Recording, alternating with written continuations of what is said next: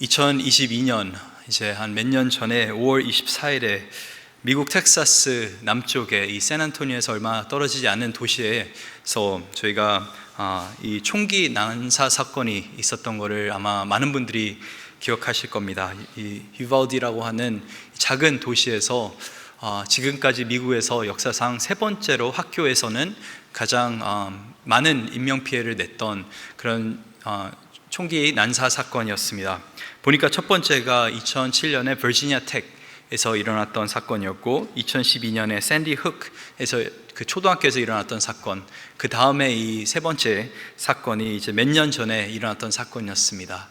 아직도 그 뉴스를 봤던 게 생생한데 참 너무나 어이없던 그런 뉴스 같았습니다.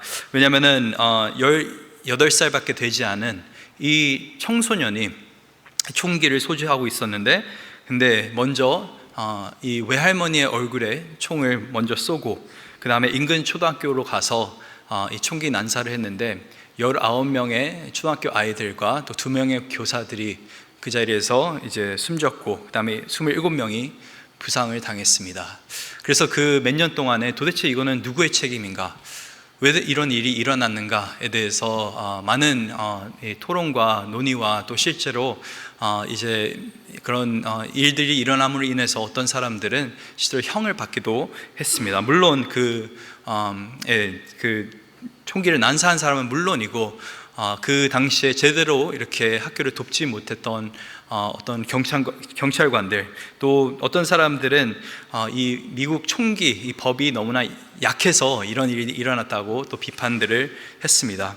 또 어떤 사람들은 외부인을 이렇게 쉽게 안으로 들여보낸 학교 그 경비 시스템에 문제가 있었다고 그렇게 비판을 했고, 또 어떤 사람들은 이것은 그 총기 난사했던 그 범인의 부모의 잘못이다, 그 부모가 제대로 아이를 키웠다고 한다면 이런 일은 사회적으로 절대 일어나지 않았을 텐데, 그래서 매스컴에서 정말 다양한 사람들에게 책임을 물으면서 어떻게 이런 일이 일어날 수 있을까라고 사람들이 이렇게 많이 보도를 했는데, 근데 그 가운데서 아무도 말하지 않았던 것은 바로 이 일에 대해서 아이들도 책임이 있다라고 하는 것입니다.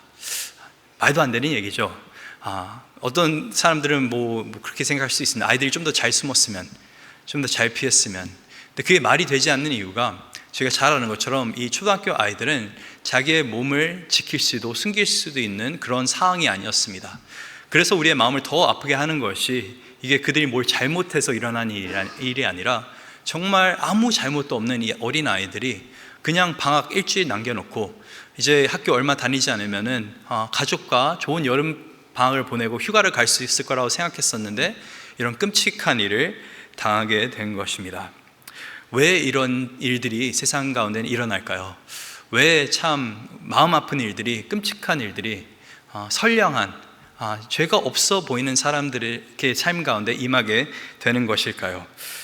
그런 의문들은 이 뉴스를 접하고 드는 것뿐만 아니라 살면서 참 많이 들게 되는 것 같습니다. 오늘 시편 1절에도 이런 말씀이 나옵니다. 우리 한 목소리 한번 읽도록 하겠습니다.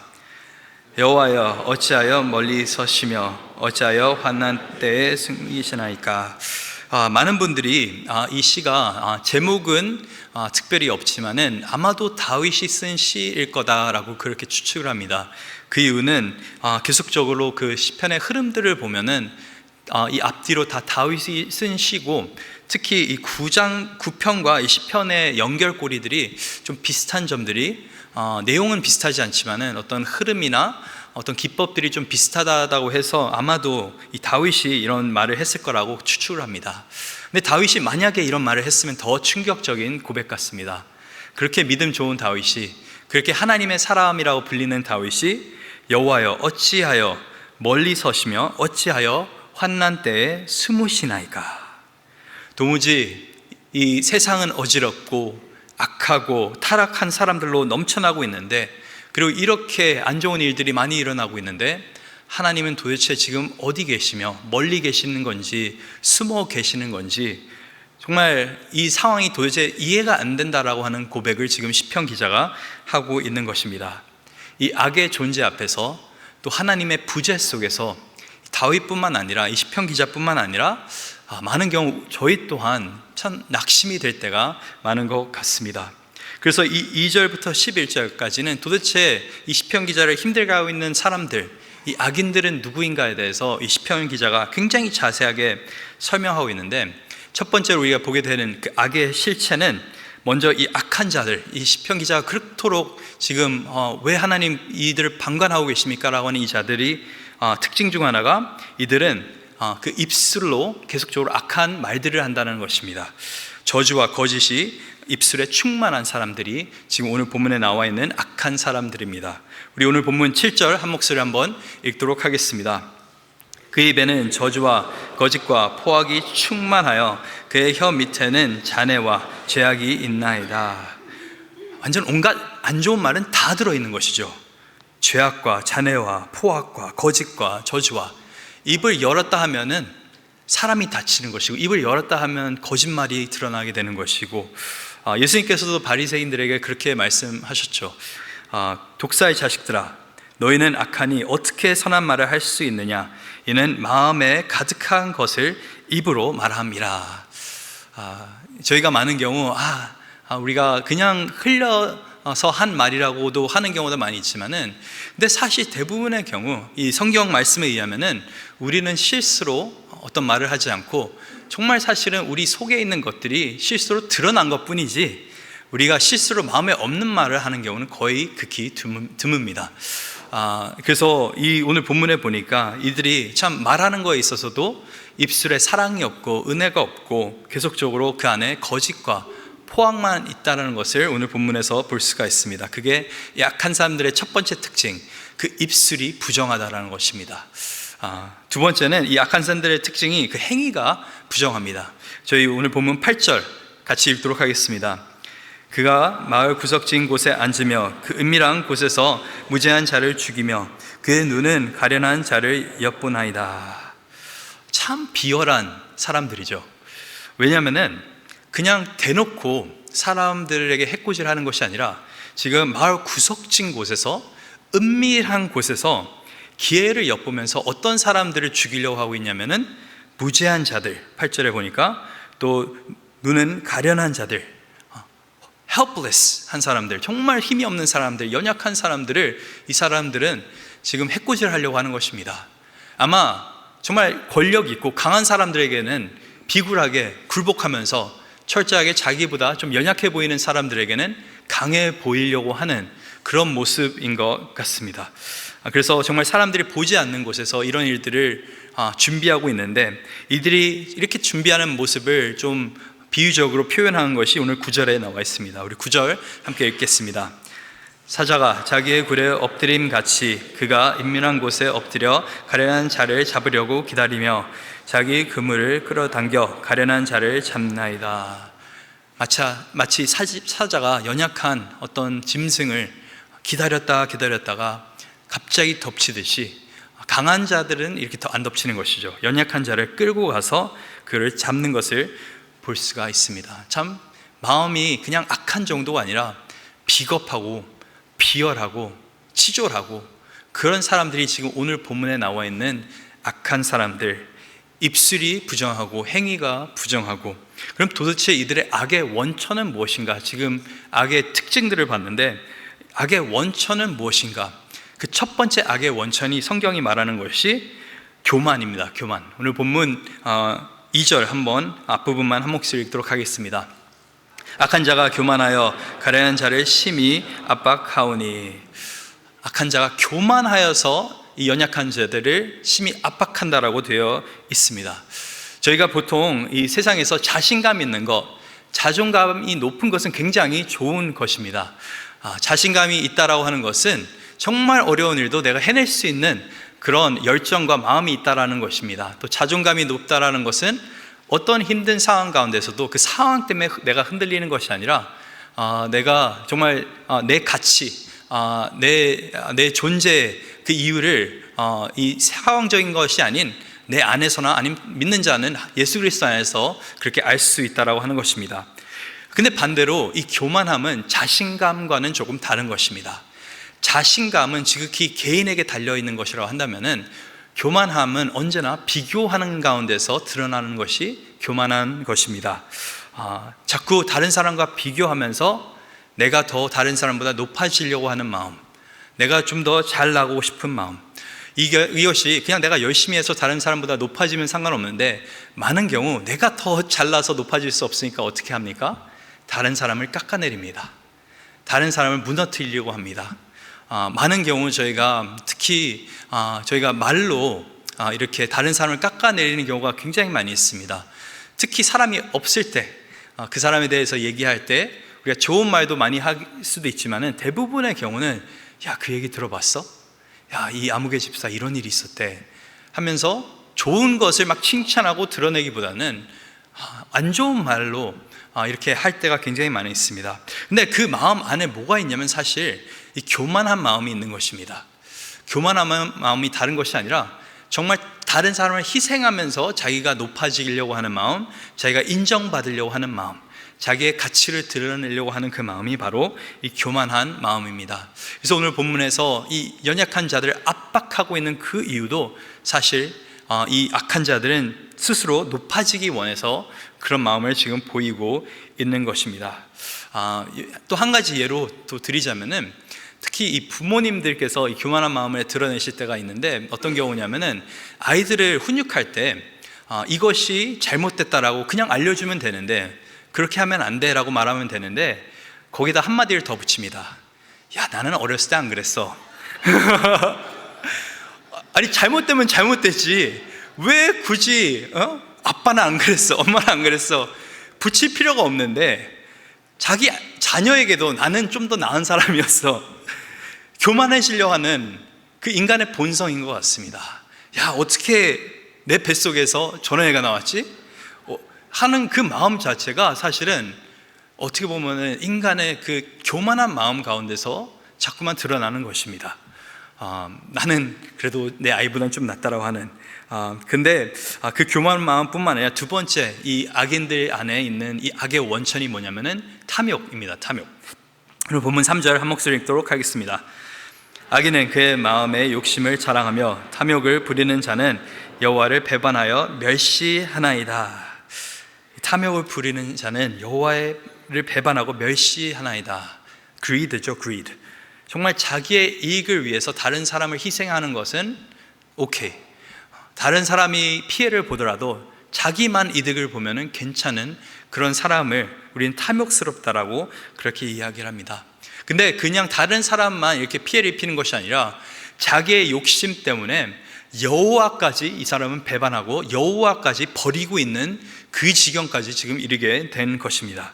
그래서 궁극적으로 사람 마음 안에 이 악이 있는데, 그 악의 원천이 교만함이고 탐욕이고, 가장 근본적인 이유가 이제 4절에 드러납니다. 하나님을 인정하지 않는 그 마음 가운데서 이 악은 시작이 되는 것입니다. 오늘 본문 4절입니다. 악인은 그의 교만한 얼굴로 말하기를 여호와께서 이를 감찰하지 아니하신다 하며 그의 모든 사상에 하나님이 없다 하나이다. And all his thoughts, 이 NIV 성경을 보면은 그의 모든 생각에는 there is no room for God, 하나님을 위한 공간은 없다라고 그렇게 성경이 번역되고 있습니다. 영어 성경에는 하나님을 생각할 시간조차 없는, 하나님을 위한 어떤 마음조차 없는 그런 하나님 없는 삶을 살다 보니까 그 마음 가운데는 교만함이 생기게 되는 것이고, 자꾸만 욕심과 탐욕이 생기게 되는 것입니다. 그리고 이들로 인하여서 10절에 보니까 그가 굽으려 엎드리니 그의 포악으로 말미암아 가련한 자들이 넘어지나이다. 이 악인으로 말미암아 가련한 자들, 정말 도움이 필요로 하는 자들, 어려운 가운데 있는 자들이 고통을 받게 되는 것입니다. 이런 사람들이 실제로 세상에 분명히 존재합니다.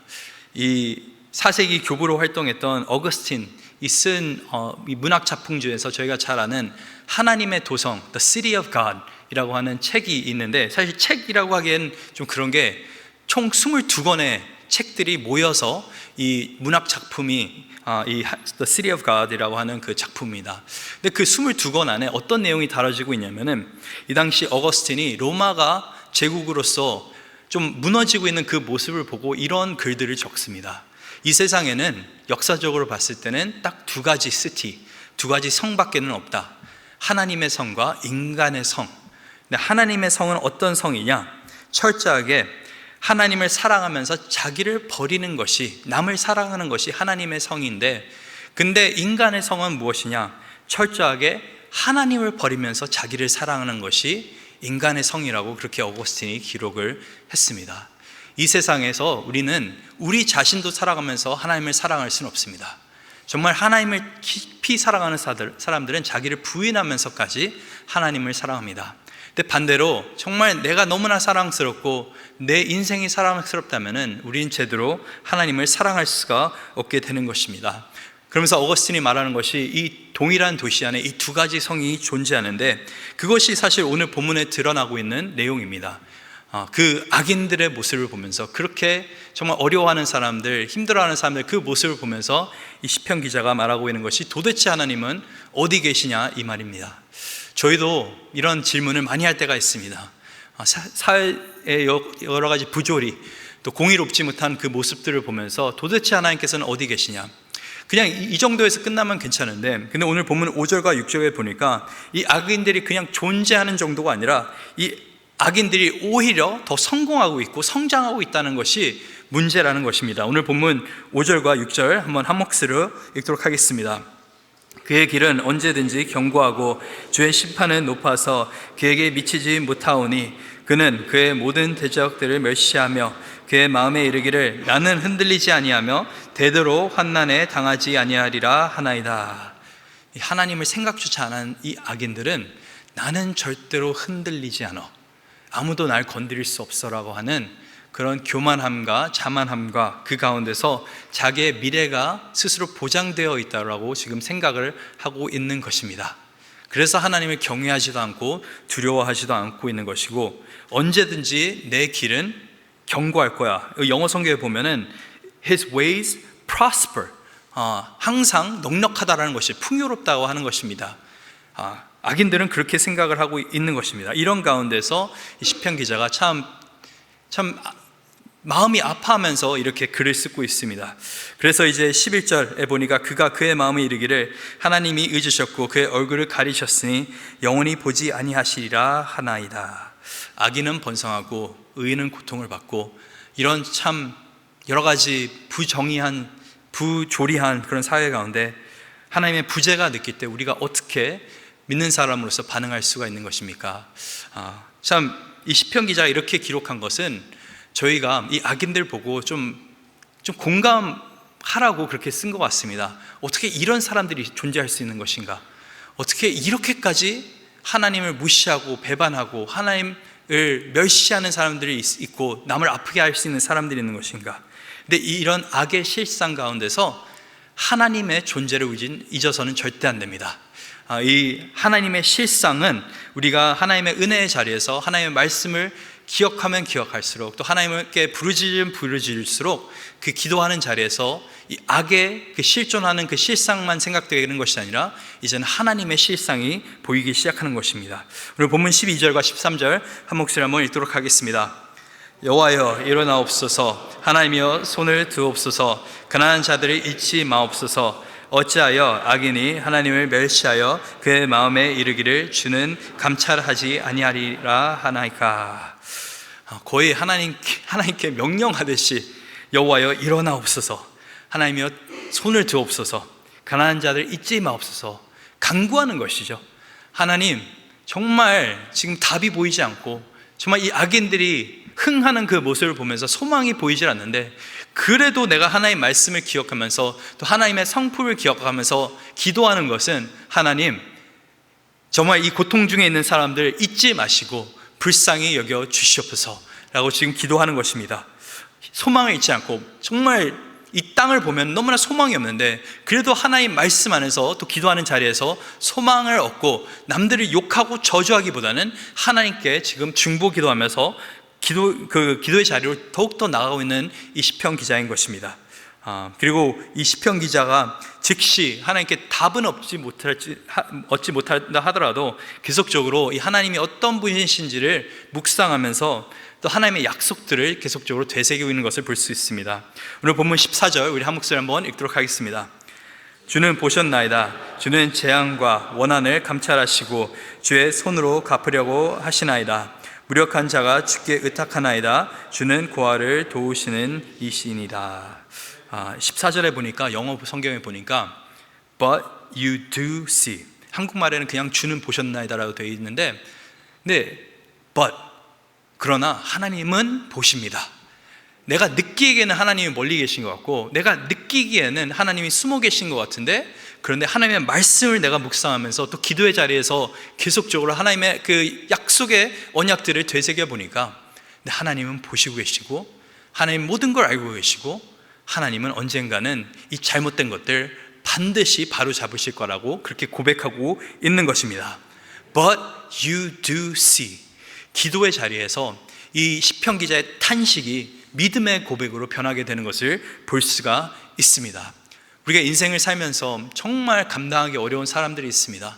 정말 우리를 아프게 하는 사람들이 있고, 우리 삶을 정말 고통스럽게 만드는 사람들, 정말 저 사람은 어떤 생각으로 저런 일을 할까 하면서 악을 행하는 사람들이 있는데, 근데 그 가운데서 우리가 소망이 있는 것은, 우리가 굳이 나서서 그 악을 갚지 않아도 되는 그 이유는 하나님께서 그 모든 것을 다 알고 계시고 언젠가는 반드시 그 악을 대신 갚아주실 거기 때문에 그렇습니다.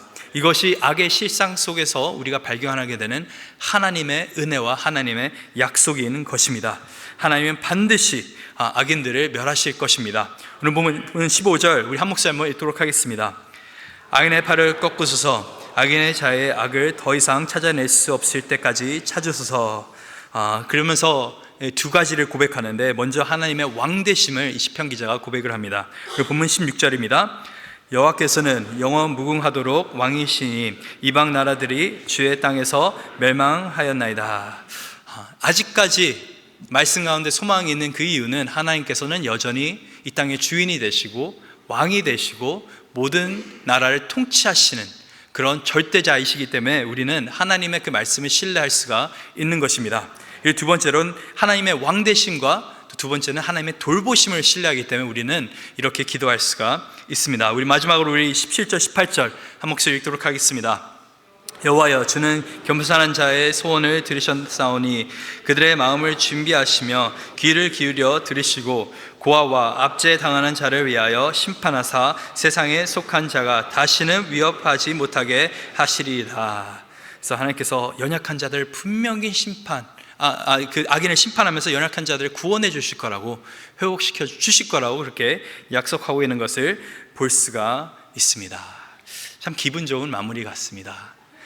근데 한 가지 문제는, 이렇게 저희가 묵상을 했는데, 근데 로마서 3장을 가보니까 사도 바울이 이런 고백을 합니다. 저희가 잘 아는 본문인데, 로마서 3장 우리 10절에서 14절 한 목소리 한번 읽도록 하겠습니다. 기록된 바 의인은 없나니 하나도 없으며 깨닫는 자도 없고 하나님을 찾는 자도 없고 다 치우쳐 함께 무익하게 되고 선을 행하는 자는 없나니 하나도 없도다. 그들의 목구멍은 열린 무덤이요 그 혀로는 속임을 일삼으며 그 입술에는 독사의 독이 있고 그 입에는 저주와 악독이 가득하고. 이 14절은 시편의 7절에서 그대로 가지고 온 내용입니다. 저희가 시편 10편을 묵상하면서 느끼는 것은, 이 세상에 정말 악인이 많다라고 우리는 그렇게 묵상을 하는데, 근데 사도 바울은 그 시편 10편을 묵상할 때 다른 관점으로 봅니다.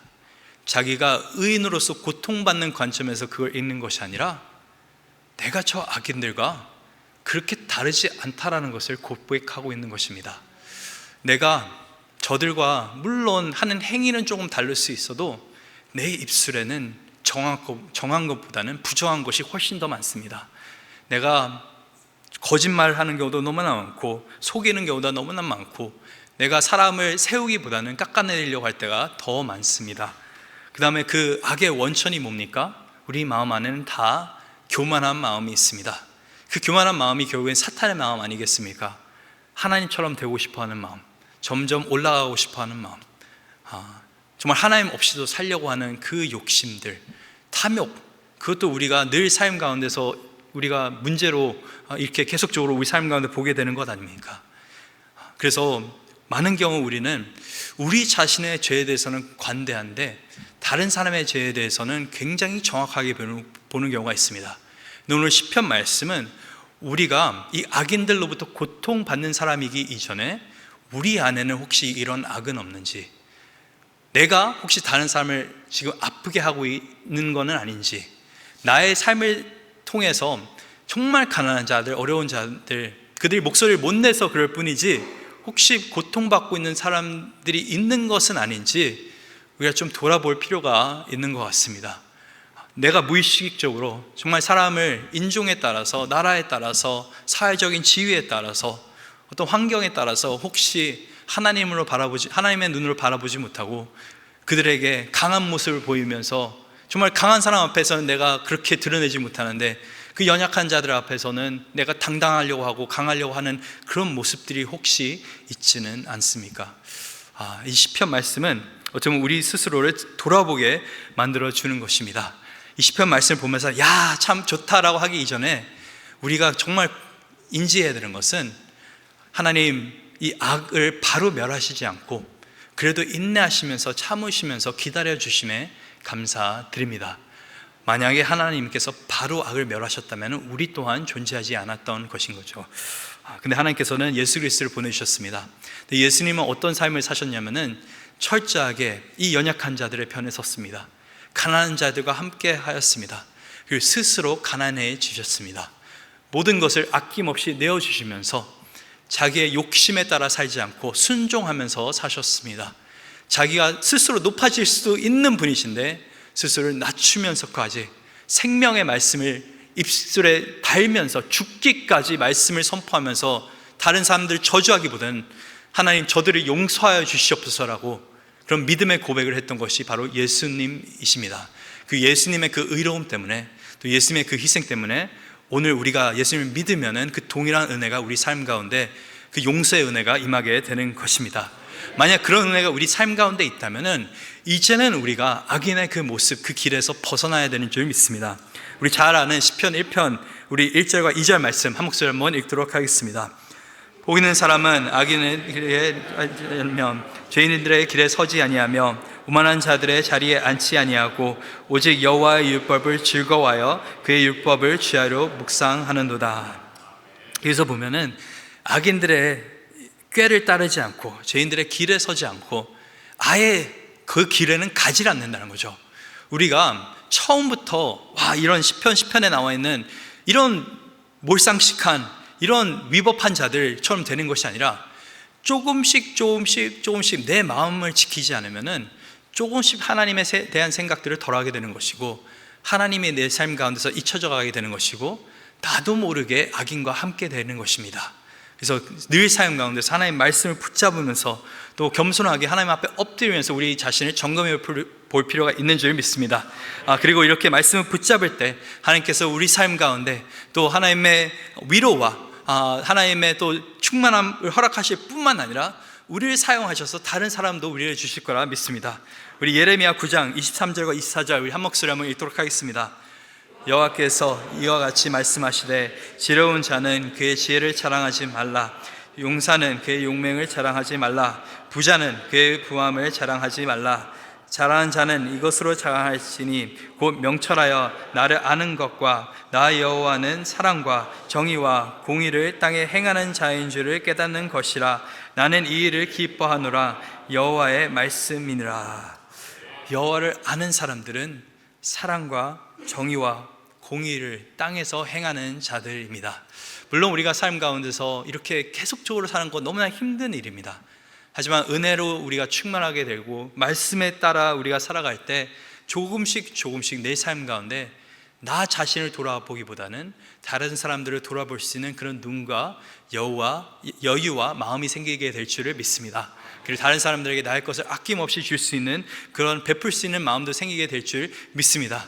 우리는 다 악인으로 살아왔던 사람들입니다. 하지만 예수께서 우리를 살려주셨습니다. 그러니 우리는 이제 악인의 길에서 떠나서 이제는 다시 오시게 될 그 예수님을 바라보면서 그 안에서 소망을 품으면서 하나님 나라의 일을 할 수 있는 저와 여러분 될 수 있기를 간절히 소망합니다.